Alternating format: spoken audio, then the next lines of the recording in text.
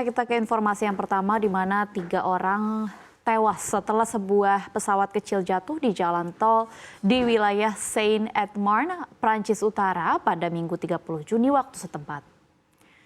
Beginilah situasi pesawat setelah jatuh dikutip dari Reuters. Menurut media lokal, pesawat tersebut jatuh di jalan dekat Disneyland Paris setelah menabrak kabel listrik. Namun demikian tidak ada mobil yang tertimpa.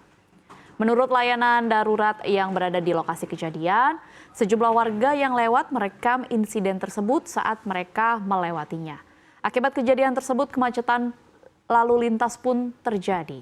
Tampak kemacetan panjang yang mengular dengan jalan dipenuhi oleh mobil-mobil pribadi.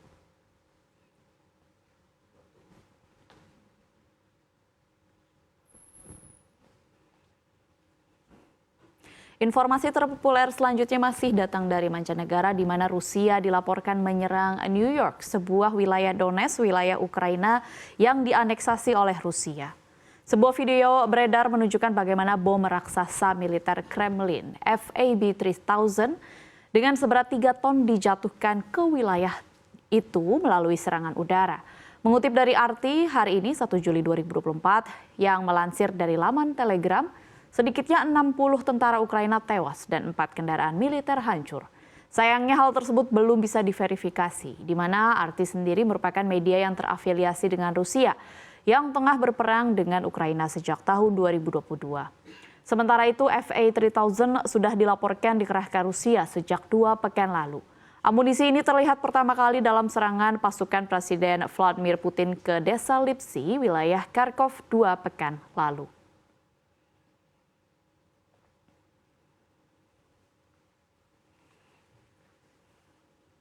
Kita ke informasi terpopuler selanjutnya di mana harga emas dunia dibuka melemah pada perdagangan hari ini jelang rilis risalah pertemuan Bank Sentral Amerika Serikat pada pekan ini. Investor juga menantikan sinyal mengenai arah kebijakan suku bunga saat pidato Kepala The Fed Jerome Powell. Menjelang FOMC minutes, biasanya pasar akan cenderung lebih berombak lantaran market menghadapi ketidakpastian lagi dari The Fed yang membuat pelaku pasar wait and see. Risalah FOMC sendiri diperkirakan akan dirilis pada Kamis 4 Juli mendatang. Sejauh ini soal suku bunga The Fed, dot plot terkini menunjukkan bahwa para pengambil kebijakan hanya memperkirakan 1 kali penurunan suku bunga pada tahun ini dan 4 kali penurunan pada tahun 2025. Jerome Powell yang akan mengisi acara diskusi panel kebijakan oleh Forum Bank Sentral Eropa atau ECB tentang perbankan sentral 2024 di Sintra, Portugal diharapkan para pelaku pasar dapat memberikan gambaran jelas mengenai kebijakan suku bunganya saat ini. Cukup penting diperhatikan bagaimana komentar Powell terhadap kondisi ekonomi global terkini dan prospek kebijakan moneter The Fed mendatang, terutama kini memasuki semester 2 2024 sudah semakin dekat dengan pemilu Amerika Serikat.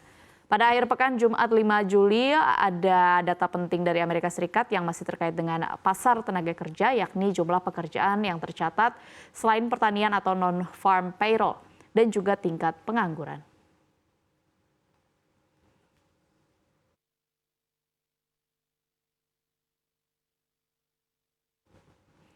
Pemirsa, berita terpopuler yang terakhir berasal dari dalam negeri di mana aktivitas manufaktur Indonesia terjun bebas ke level terendah dalam 13 bulan pada Juni 2024. Ini berdampak buruk pada ketersediaan lapangan kerja padat karya.